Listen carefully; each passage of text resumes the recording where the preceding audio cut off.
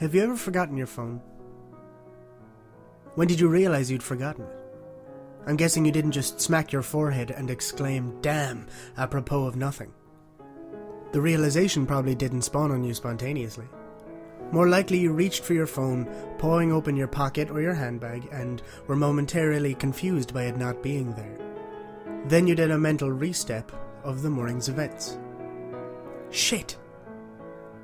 In my case, my phone's alarm woke me up as normal, but I realized the battery was lower than I expected. It was a new phone and it had this annoying habit of leaving applications running overnight that drained the battery. So I put it on charge while I showered instead of into my bag like normal. It was a momentary slip from the routine, but that was all it took. Once in the shower, my brain got back into the routine it follows every morning, and that was it. Forgotten. This wasn't just me being clumsy. As I later researched, this is a recognized brain function. Your brain doesn't just work on one level, it works on many. Like when you're walking somewhere. You think about your destination and avoiding hazards, but you don't need to think about keeping your legs moving properly. If you did, the entire world would turn into one massive, hilarious quap cosplay. I wasn't thinking about regulating my breathing. I was thinking whether or not I should grab a coffee on the drive to work, which I did. I wasn't thinking about moving my breakfast through my intestines. I was wondering whether I'd finish on time to pick up my daughter Emily from nursery after work, or get stuck with another late fee. This is the thing. There's a level of your brain that deals just with routine, so that the rest of your brain can think about other things. Think about it. Think about your last commute. What do you actually remember? Little, if anything, probably. Most common journeys blur into one, and recalling any one particular is scientifically proven to be difficult. Do something often enough and it becomes routine. Keep doing it and it stops being processed by the thinking part of the brain and gets regulated to a part of the brain dedicated to dealing with routine. Your brain keeps doing it without you thinking about it. Soon, you think about your route to work as much as you do think about keeping your legs moving when you're walking. As in, not at all. Most people call it autopilot, but there is danger there.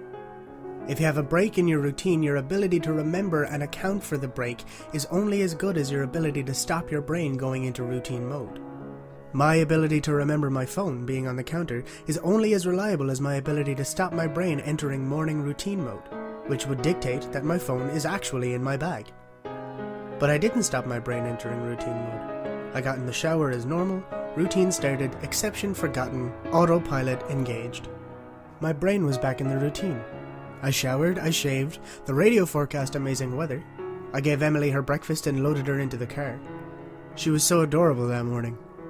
She complained about the bad sun blinding her, saying it stopped her from having a little sleep on the way to the nursery. And then we left. That was my routine. It didn't matter that my phone was on the counter charging silently. My brain was in routine, and in the routine my phone was in my bag. That is why I forgot my phone. Not clumsiness, not negligence, nothing more than my brain entering routine mode and overriding the exception. Autopilot engaged. I left for work. It's a swelteringly hot day already.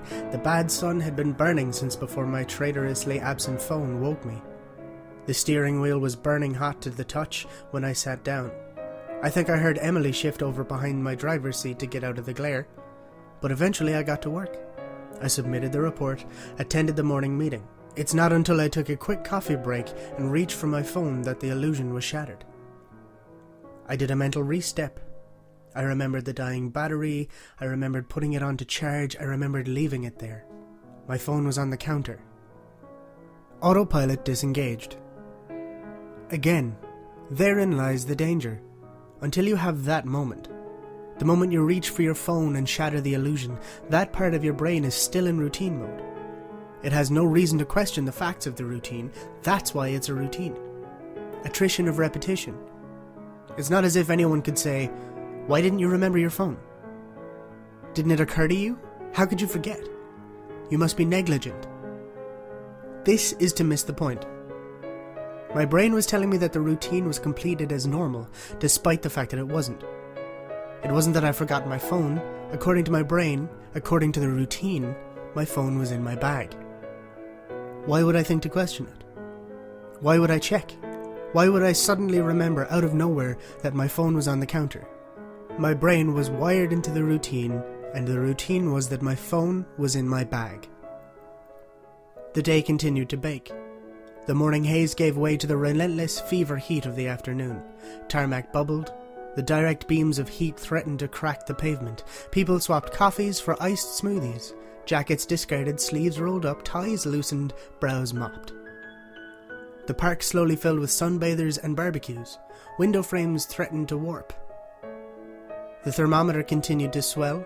Thank fuck the offices were air-conditioned. But as ever, the furnace of the day gave way to a cooler evening. Another day, another dollar.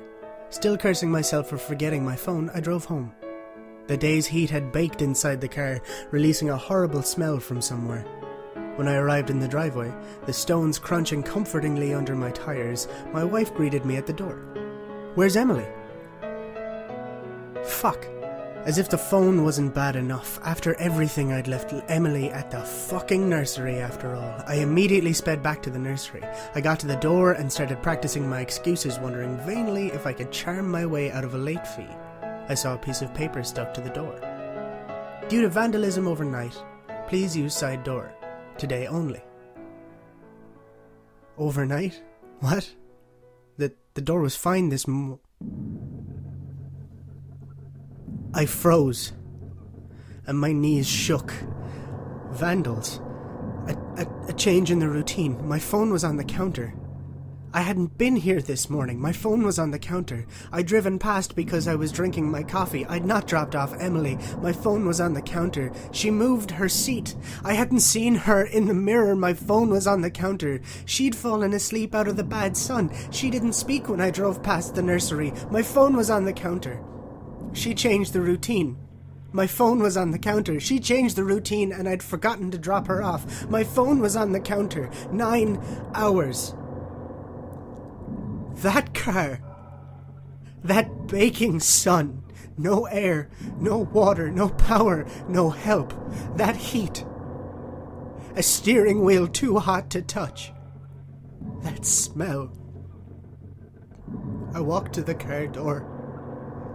Numb. Shock. I opened the door.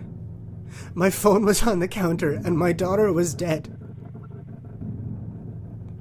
Autopilot disengaged.